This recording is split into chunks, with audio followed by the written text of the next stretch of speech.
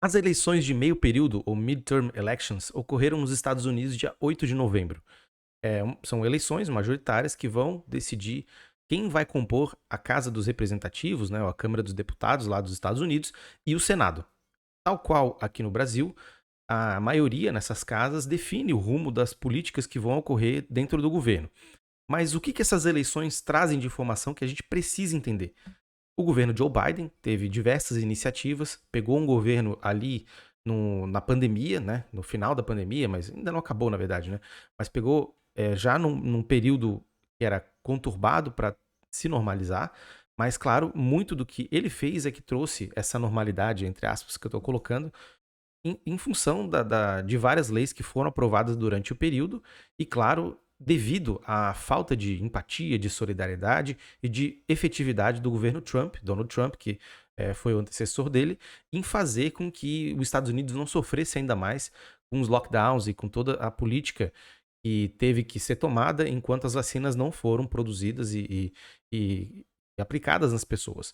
Então, essa eleição foi para julgar e para fazer uma análise de quais forças políticas estão colocadas nos Estados Unidos e como isso vai refletir no resto do mundo. Claro, porque os Estados Unidos é a grande potência do capitalismo, ainda mesmo com a rivalidade da China, isso a gente pode dizer tranquilamente, e influencia toda uma rede de relações e de políticas que os outros estados vão adotar. Se vão se aliar aos Estados Unidos, se vão fazer frente ou se vão fazer uma política mais autônoma. Isso depende também, em alguma medida, da escolha de quem vai compor o Senado, a Casa dos Representantes, né, os deputados que vão ser eleitos nas eleições dos Estados Unidos, e a gente precisa olhar para isso de maneira objetiva. Essa eleição, claro, como eu já comentei, vai fazer um julgamento do governo Biden em comparação ao governo Trump. E a comparação ao governo Trump é inevitável, pelos resultados que cada um ofereceu e cada um trouxe para os Estados Unidos. O governo Biden ele teve iniciativas bastante exitosas. É dito que o governo dele, em comparação a outros governos, a outros mandatos, a outros 2 primeiros anos de governo, foi um dos mais exitosos. Por quê? Ele conseguiu aprovar três leis que trouxeram políticas bastante onerosas para os Estados Unidos, em termos fiscais, claro, mas que o benefício há de ser sentido ao longo do tempo.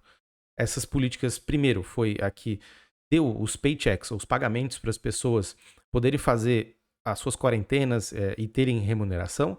É como se fosse uma renda, né, mais ligada ao período ali de pandemia, para que não houvesse um aumento da carestia e do empobrecimento nos Estados Unidos. É uma medida básica, uma medida que aqui no Brasil também foi adotada em vários lugares do mundo, e é o mínimo que ele poderia ter feito, mas, claro, fez de uma maneira bastante eficiente para o período que ele estava vivendo e que era exigido dele e os Estados Unidos esperava. Outra foi a lei relacionada a energias renováveis, relacionada à preservação ou diminuição da emissão do CO2, que seria a Inflation Law, que eles chamam, né? Que é para tornar mais viável produção de energia renovável, produção de alternativas para os combustíveis fósseis. E isso, claro, é muito oneroso, é muito tempo de estudo que exige, de implantação, é muito complicado. E aqui eu já aproveito, né, para pegar esse gancho do assunto para dizer que eu vou inaugurar nesse canal alguns episódios que eu vou trazer pessoas que são estudiosas e aplicadas em algumas áreas, tanto da economia, quanto da política, quanto das relações internacionais e principalmente das relações internacionais. E o próximo episódio é com o Dr. Leandro Ferreira, que vai falar sobre transição energética, que tem tudo a ver com essa Inflation Law dos Estados Unidos aí, do governo Joe Biden, que ele conseguiu, que ele aprovou, né? E justamente fala sobre os mecanismos, a gente falou sobre os mecanismos, a gente falou sobre as políticas, como isso se dá na Europa, como isso vai ser sentido no mundo e a urgência da gente fazer essa transição, tanto para a preservação do meio ambiente, que é crucial para a sobrevivência da espécie humana, quanto para a gente pensar em um desenvolvimento econômico que esteja alinhado com um mundo novo. Então, fiquem atentos, né? E aqui eu vou postar no canal, vai estar no Spotify também os episódios. E eu estou muito empolgado para trazer essa galera que sabe muito dos assuntos e entrevistar eles e trocar ideia, né? Não vai ser mais uma entrevista, mas é mais um bate-papo, como se a gente estivesse numa mesa de bar, de uma maneira mais qualificada, porque a gente vai estar falando de ciência, né? E eu espero que vocês gostem. Mas voltando aqui, ele fez a aprovação dessa lei e, por último, a lei de infraestrutura, né? A terceira, uma lei importantíssima que visa sanar um problema gigantesco dos Estados Unidos, que é uma infraestrutura defasada. A China, que é o grande rival internacional dos Estados Unidos, faz investimentos em infraestrutura não só na China, mas no mundo inteiro. E essa dimensão de investimento, essa magnitude, que foi quase 1,3 trilhões prometidos num período de alguns anos para fazer investimentos em infraestrutura nos Estados Unidos, essa lei é crucial para os Estados Unidos conseguir dar um salto de qualidade e nas partes em que ele tem uma deficiência, como a questão da infraestrutura. Então ele conseguiu fazer a aprovação dessas 3 leis. São leis, claro, que elas vão ter um impacto mais ao longo do tempo, né, como eu falei.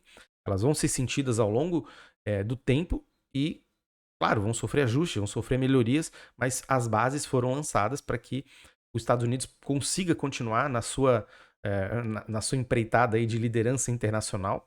E há muitos anos, desde o pós-Segunda Guerra, ele é o líder da hegemonia internacional e ele quer continuar sendo e precisa fazer grandes esforços para que isso ocorra.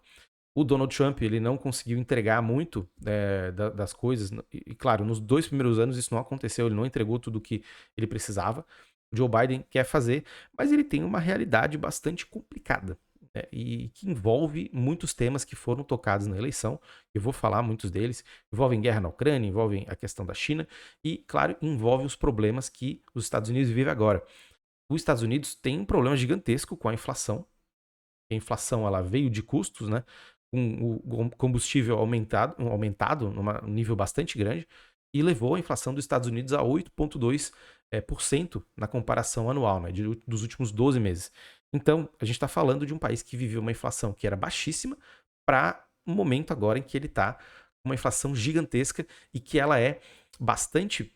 O peso dela é muito grande, principalmente no combustível e na comida, que são itens essenciais para qualquer pessoa, e isso muda a opinião das pessoas em relação ao governo, porque ela vai olhar para o governo como o culpado disso, por não oferecer soluções, no mínimo, né? Por não oferecer soluções para que isso seja mitigado, para que isso seja minimizado. Então, essa desaprovação popular pode vir daí e, claro, a partir dela é que se colocou que os resultados das urnas iam trazer uma vitória acachapante para os republicanos. Os democratas, né, que são do partido do presidente Joe Biden e que estão alinhados com o presidente nas políticas todas aqui que eu coloquei, eles eram dados como os perdedores, né, já de início, mas as urnas estão mostrando até agora que a disputa no Senado ela está mais para os democratas, para o partido do presidente, e na Câmara dos Deputados, dos representantes, desculpa, isso não está tão definido. Apesar de haver mais deputados pelo lado dos republicanos, os democratas eles não foram tão derrotados quanto se imaginava que eles seriam. E isso coloca algumas questões muito importantes, né? Bom, há de fato nos Estados Unidos um problema sério que envolve decisões que foram tomadas ao longo dos últimos 20, 30 anos nos Estados Unidos que empobreceram sobremaneira a população. A financiarização nos Estados Unidos, a política armamentista dos Estados Unidos, trouxe problemas sociais enormes, porque parte do empenho de toda a máquina pública foi para fazer guerra e para dar espaço para que as finanças tivessem a prosperidade que sempre tiveram desde os anos 80. Isso se acelerou ao longo do tempo. Só que o bolo, né, digamos assim, a produção dentro de uma economia, quando vai haver uma disputa, principalmente no orçamento, né, porque lá é que se dão as grandes disputas por recurso, os vitoriosos sempre faziam parte dessas alas que tem um lobby gigantesco, a indústria bélica, a indústria das finanças, né, que seria o sistema financeiro, tem muito poder, financiam muitas candidaturas e as leis aprovadas vão muito no sentido de privilegiar esses setores, essas classes sociais. Dessa forma, isso gera uma crise interna gigantesca, porque os Estados Unidos vê que a sua população, né, e tem sofrido com a sua população cada vez mais endividada, cada vez menos capacitada para trabalhar em empregos de alta qualidade, e com problemas de desconfiança institucional, porque vê que as instituições que estruturam a democracia, que estruturam a vivência dentro daquele país, não conseguem resolver o problema delas. Então a gente vê diversos filmes aí que retratam essa existência mais precarizada nos Estados Unidos, e que estão, né, ou seja, tem um caldo cultural que explica tudo isso que está acontecendo, como os filmes lá do Michael Moore, o Flint, e outros filmes que ele fez depois, que retratam essa precarização dos Estados Unidos, a diminuição dos trabalhos industriais, e isso é um problema, porque gera pessoas com uma remuneração menor, o nível de renda cai, e está cada vez mais concentrado nesses setores aqui que eu falei, que tem um lobby muito maior, uma participação institucional muitíssimo maior. E esses problemas, né, essa questão toda de desigualdade social e de desconfiança, dá espaço para manifestações políticas que vão beirar o fascismo. E isso tem se imbricado, isso tem se criado no Partido Republicano de uma maneira bastante intensa, né? Um discurso cristão, xenofóbico, e que apela para um sentimento de medo desse mundo que está se transformando, que a China vira o grande rival, no empobrecimento interno, na xenofobia, porque trabalhador que vem de outros países, né, que é uma mão de obra barata, que vai trabalhar nos Estados Unidos, representa uma ameaça em potencial da estabilidade dos empregos dentro do país, e tudo isso cria um caldo bastante perigoso, que é antidemocrático, no sentido de que visa provocar nas pessoas esse medo, e esse medo para descreditar as instituições dentro dos Estados Unidos.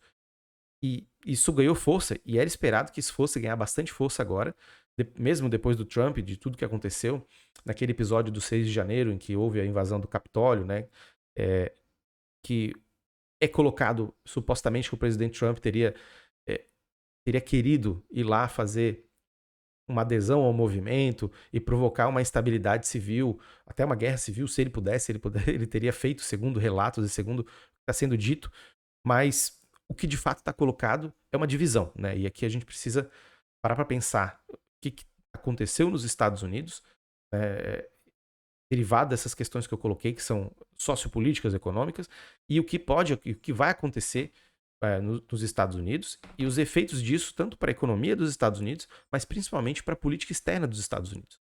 Então tem questões colocadas que são importantíssimas, como eu disse.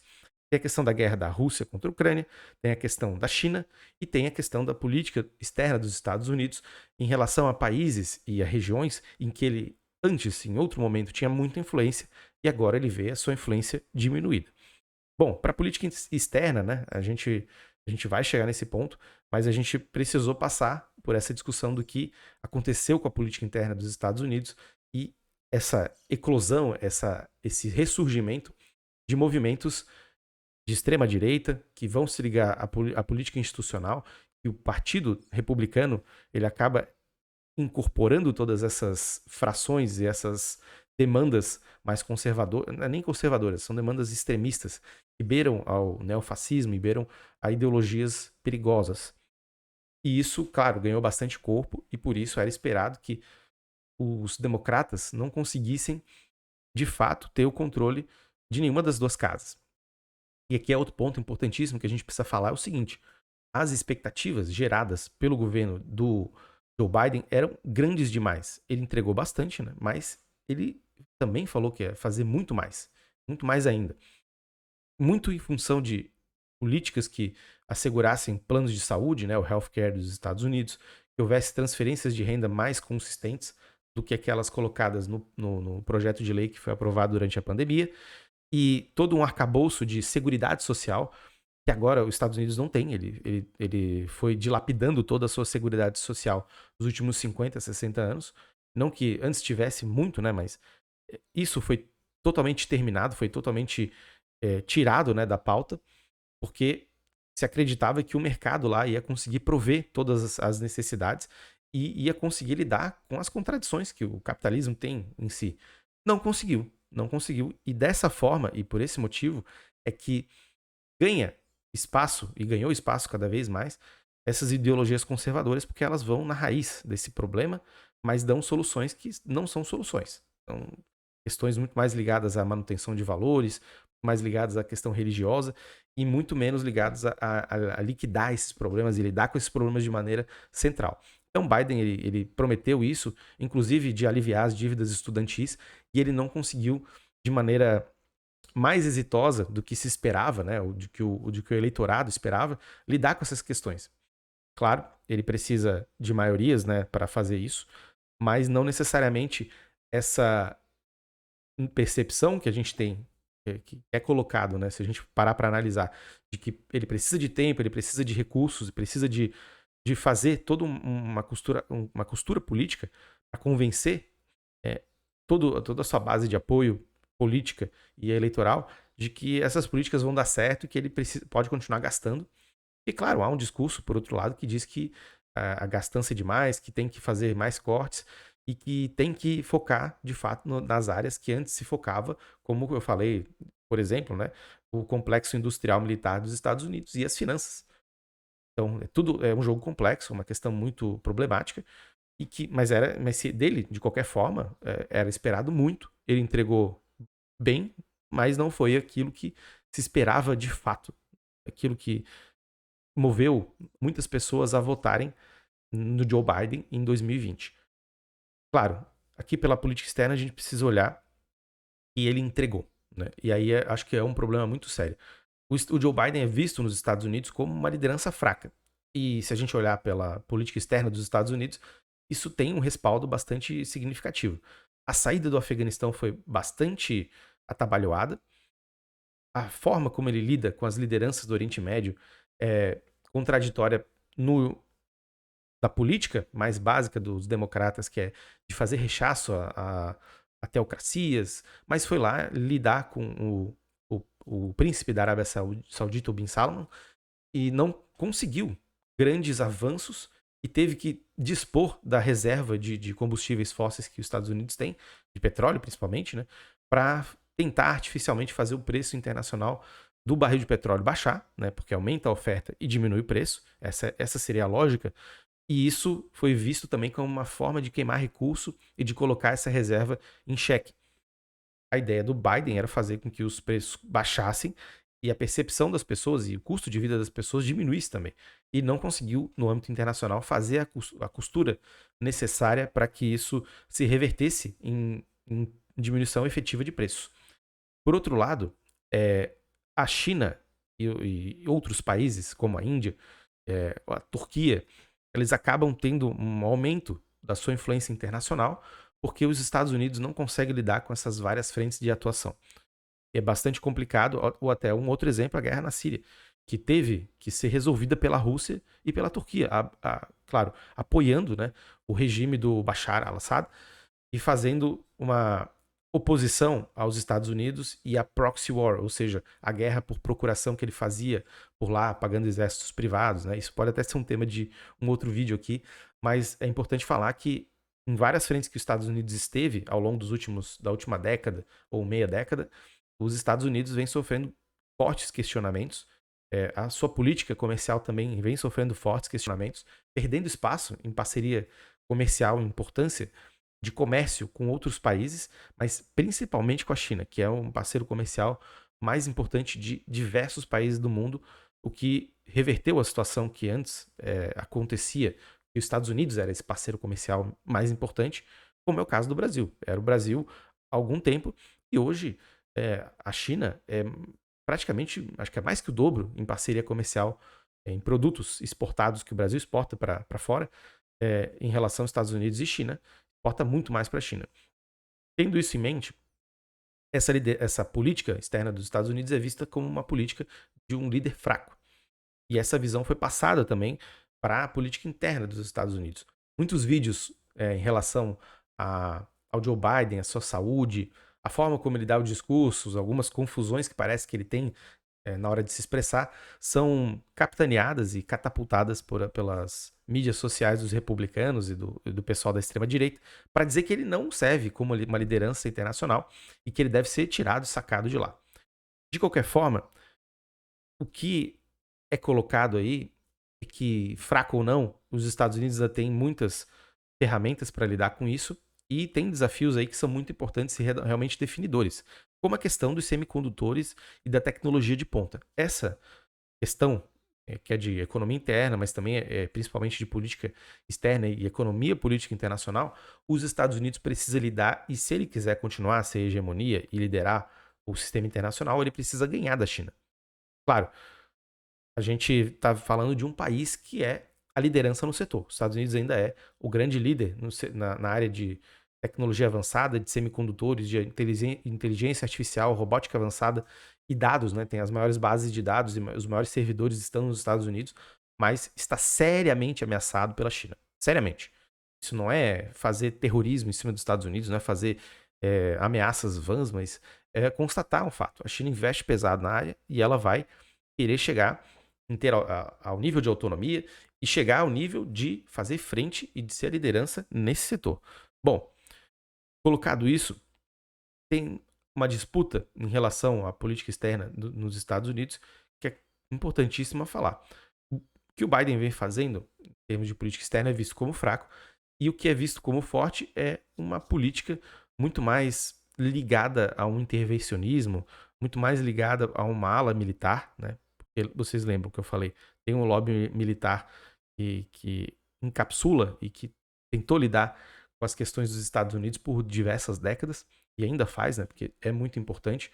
Os gastos dos Estados Unidos são bastante militarizados, ou no setor militar, e essa política que quer se colocar a partir dos republicanos é o que tem uma base, né? Tem as suas bases no neoconservadorismo. Foi a política adotada pelo Bush, que fez a invasão contra o Afeganistão, contra o Iraque, e que é baseada em pilares como a ideia de que os Estados Unidos é um Estados Unidos excepcional e tem uma liderança necessária no mundo, e que o mundo se beneficiaria muito dos Estados Unidos nesse papel, para lidar com conflitos, para lidar com questão comercial, para lidar com a questão moral, que seria a representação do Ocidente, dos valores democráticos para o resto do mundo. E claro, a democracia como um dos pilares dessa política externa dos Estados Unidos, e que é também, evidentemente, internacional, porque faz intervenções internacionais, se dedica a interferir no resto do mundo em prol de um bem maior, segundo esse discurso dos Estados Unidos. O liberalismo econômico também é uma das facetas desse discurso neoconservador, dessa política neoconservadora, e é um liberalismo que visa fazer com que os Estados Unidos tenha preferência em câmaras comerciais, em acordos militares, e tenha presença forte também em diversas iniciativas militares, como a OTAN, a NATO, né?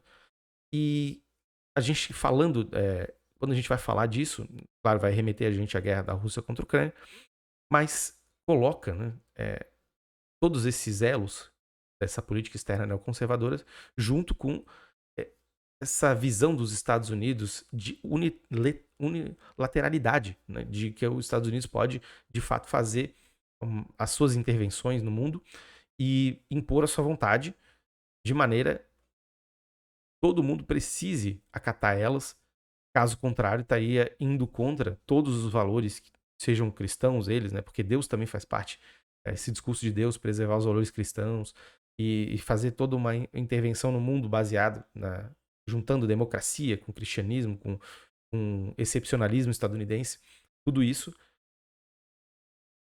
dá o título, né, ou dá a posição dos Estados Unidos de ser unilateral, de colocar as suas vontades sobre os demais e às vezes passando por cima das próprias instituições que ele cria.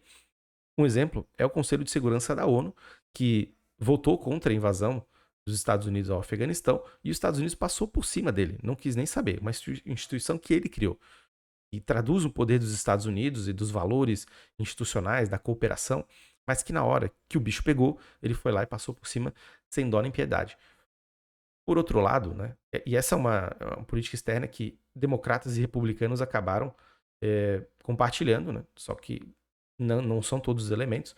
Os democratas, eles também vão por uma linha de exercer o poder dos Estados Unidos, mas eles tentam negociar nas instituições internacionais e usar o poder dos Estados Unidos de agenda, o poder estrutural dos Estados Unidos de mexer os pauzinhos e conseguir os resultados que ele quer dentro daquela daquele campo das instituições, das regras internacionais, mas, claro, fazendo valer o poder dos Estados Unidos, fazendo valer o seu poder militar, o seu poder econômico e, claro, a sua democracia. Agora, há uma diferença, né, na comparação entre democratas e republicanos, como coloquei aqui, e muito mais entre esses dois e essa ala reacionária que surgiu no Partido Republicano. Porque se há um discurso, uma base cristã dentro do neoconservadorismo republicano, quando a gente vai para a extrema-direita, que se apropria do partido e tenta colocar a sua voz para as políticas que o governo vai elaborar, a gente vê um outro comportamento que é bastante mais acirrado.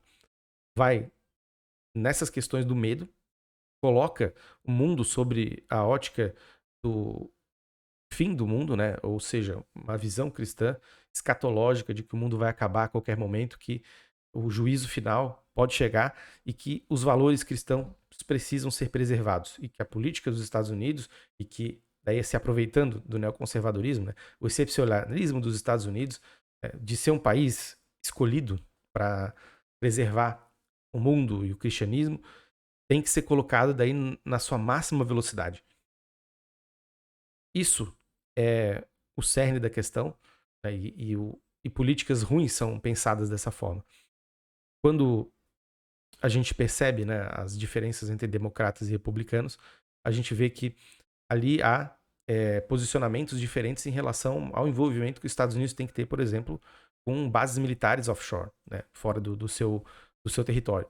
Agora, quando a gente chega no reacionarismo, a gente vê que independe de qualquer ideia estruturada sobre política externa, sobre os efeitos dela, o que importa é impedir o avanço do comunismo, impedir o globalismo, que eles chamam, né, que é essa grande nuvem que circunda o mundo, que é o comunismo com capitalistas, com maçonaria e tudo que é abominado pelos cristãos mais fervorosos e que são mais conservadores. Isso importa acima de tudo. Então a irracionalidade ganha espaço, a falta de cuidado em lidar com a coisa pública, porque o que precisa ser feito é travar-se uma guerra cultural. E precisa ser ganha a qualquer custo. Então a gente não tem nem dimensão do resultado prático dessas falas e desses posicionamentos. E essa ala mais cristã do Partido Republicano, que está tomando conta do partido e quer ter mais voz, pode causar, caso eles tenham mais controle político e caso eles consigam, porventura, chegar de novo à presidência. Donald Trump era a representação disso. Tentaram frear ele de diversas formas e não foi possível. E no final ele tentou, né, dizem que ele tentou supostamente dar um golpe. E eu acredito que sim, né? Não posso afirmar que sim, mas acredito que sim. Então, a gente tem uma situação bastante complicada, né? Agora é que a gente vai ter uma dimensão do que vai acontecer. Como eu falei, tá mais ou menos ali delimitado o que os Estados Unidos têm de resultado nas urnas. Por um lado, são os democratas que tiveram uma vitória, ou pelo menos não tiveram uma derrota tão grande quanto se esperava na Casa dos Representantes, no Congresso dos Estados Unidos, e já no Senado eles têm um controle, tem o voto de Minerva lá com a Kamala Harris, que é vice-presidente, e dá esse voto de Minerva. Só que os problemas dos Estados Unidos são gigantescos, né? E aqui eu coloco, primeiro, de antemão, a questão que é mais de curto prazo, a questão da guerra da Rússia contra a Ucrânia, e depois a questão da China. Como que essa amálgama de poderes vai lidar com essa situação? O Joe Biden é o presidente agora, continua sendo presidente, não foi empichado, não foi nada, e ele tem, supostamente, aí o controle do Senado. Vai conseguir barrar muitas das insanidades que os republicanos podem vir a querer fazer, só que, por outro lado, há uma visão que é compartilhada pelos democratas, boa parte dos democratas, e por uma parte também significativa ainda dos republicanos, que são da era ali do Bush, do Bush filho, né? Da invasão do Iraque, do Afeganistão. Eles veem que o comprometimento internacional dos Estados Unidos, a manutenção de uma política militar é fundamental para a liderança dos Estados Unidos e querem continuar tendo vínculos com a OTAN e continuar fazendo um empenho financeiro na OTAN. E tem, por outro lado, uma ala que é cristã no Partido Republicano, essa que eu falei, que é mais reacionária, da extrema-direita, e, contraditoriamente, vê no Putin também uma liderança que preza pelos valores cristãos, porque a Rússia, o cristianismo ortodoxo é a principal religião, tem islâmicos, tem outras religiões, lógico, mas o cristianismo ortodoxo é a principal, e o Putin ele é ligado, é conectado nisso, nessa vertente religiosa, e eles veem que a guerra da Rússia contra a Ucrânia é uma forma também de combater isso que eu chamei de globalismo, né? Essa nuvem aí uma nuvem meio caótica, meio lisérgica, que os republicanos levam como uma verdade e que é a grande ameaça ao cristianismo e aos valores cristãos. Então, essa ala mais cristã diz que o Putin, na verdade, ele está combatendo o mal ali, que o Zelensky é um globalista e que o Zelensky deve ser sacado do poder e a Rússia tem que manter a paz ali na região. E, na verdade, o perigo mesmo é ficar dando armas e ficar dando dinheiro pro Zelensky e prolongar essa guerra muito mais, que daí tem efeitos econômicos, etc. Coisa que a outra ala que eu falei dos democratas e uma parte dos republicanos é contra, porque eles querem preservar a OTAN, querem preservar a influência dos Estados Unidos na Europa, que é um bastião da liderança internacional dos Estados Unidos. Então, vai haver essa disputa e, claro, baseada e lastreada nos problemas concretos da economia. Inflação, taxa de juros alta e crescente nos Estados Unidos, que não vai parar de crescer enquanto a inflação não diminuir, e isso traz um freio, isso puxa o freio de mão dos Estados Unidos em grande medida, provoca e sinaliza para um caminho de mais restrição econômica e financeira, apertando mais as condições da população e fazendo com que o governo tenha muitos problemas para passar leis e ser percebido pela população como alguém que está efetivamente liquidando os problemas e lidando com eles da melhor maneira possível. Então tem essa questão muito séria e a gente precisa prestar atenção e ver o que pode sair daí. Na minha visão, e aí é um cenário que eu coloco, tudo que for decidido pela maioria dos deputados, né, que são de maioria republicana, se forem muito encarniçados e quererem acabar com a guerra, ou continuar com a guerra, né, dependendo das alas do Partido Republicano que ganharem, o Joe Biden vai ter o poder de terminar com a guerra ou continuar, porque o executivo tem o poder e manda nas Forças Armadas, e de certa forma ele vai procurar lidar com a situação de maneira a diminuir os impactos que isso tem nos Estados Unidos, sem com isso fazer com que os Estados Unidos pareça fraco. A questão do orçamento é importante. Se houver uma vitória muito grande para essa visão de que a guerra tem que acabar, seja pelo cristianismo ou seja pelas questões econômicas, a guerra vai acabar, porque precisa de dinheiro para repassar para a Ucrânia e para o Zelensky. Só que talvez a questão mais importante seja a questão econômica mesmo, porque é ela que vai ditar os rumos da capacidade dos Estados Unidos de lidar com um problema muito maior do que a Rússia. A Rússia é um problemão, isso aí não tenha dúvida, dos Estados Unidos para sua liderança na Europa. Só que um problema maior ainda, e o grande adversário dos Estados Unidos, e que já foi dito por lideranças e conselheiros do Joe Biden, é a China. A questão da China. E com uma economia enfraquecida e com uma guerra que não se desenrola, que esse parceiro, esse aliado que é a Ucrânia, não consegue, por mais armas que receba, por mais recursos que tenha, por mais apoio internacional que tenha, não consegue acabar com isso. E o mundo só sofre, só é machucado por essa guerra, por esse conflito. A tendência é que a mesa de negociação seja colocado como uma opção. Tem movimentos aí, um outro vídeo que eu falei sobre Alemanha e China, a relação entre os dois, a visita do Olaf Scholz à China, coloca um desejo da Europa de parar com a guerra, mas também não pode abrir mão de colocar a sua posição, porque, de outra forma, o Putin, na visão deles, vai ser uma pressão talvez insuportável para o continente e uma derrota muito grande. Por outro lado, a questão da inflação, que é ruim tanto para a Europa quanto para os Estados Unidos. A questão da inflação, da dificuldade de lidar com o preço das commodities como de alimentos, né, os grãos, que vão oscilando de maneira muito acentuada, e isso prejudica todo mundo. Esses problemas são centrais, isso que vai determinar o futuro da guerra e, na minha visão, ela tem mais chances de terminar num curto espaço de tempo do que ficar se arrastando por anos. se a China intermediar da forma como Olaf Scholz falou, e, aliás, o posicionamento que ele fez junto à China, e a China falando que é contra armas nucleares, é contra esse tipo de solução, pode colocar um espaço para a China negociar. E acredito que ali nos bastidores, né, nas conversas mais privadas, o Olaf Scholz falou com o Xi Jinping sobre uma via para a negociação em que a China fosse intermediária ou falasse, né, com o Putin. De outro lado, o Biden, que de alguma forma vai precisar lidar com essa questão e também incentivar os Zelensky, incentivar a Ucrânia a sentarem na mesa para que a guerra termine e os termos sejam colocados de maneira não humilhante para nenhum, não muito humilhante para nenhum dos dois lados. Acho que é essa questão que tem que ser dada, que vai ser dada nos próximos tempos. E daqui a pouco o ano está acabando, daqui a pouco chega fevereiro de novo, dia 24 de fevereiro desse ano, e começou a guerra e vai fechar um ano de guerra. E isso é bastante simbólico, é bastante complicado. E essa questão tem que ser lidada o mais rápido possível, porque só assim a economia dos Estados Unidos pode se restabelecer minimamente para eles lidarem com a questão da China. A questão da China é que é central. A gente está falando aqui de se os Estados Unidos perder, como eu disse, essa disputa com a China, né, na questão dos semicondutores das tecnologias, ele não consegue o dinamismo econômico que o sustentou até hoje. Não consegue nem fazer as mudanças que ele se propõe, tanto na área de mudança e transição energética, quanto na área de infraestrutura.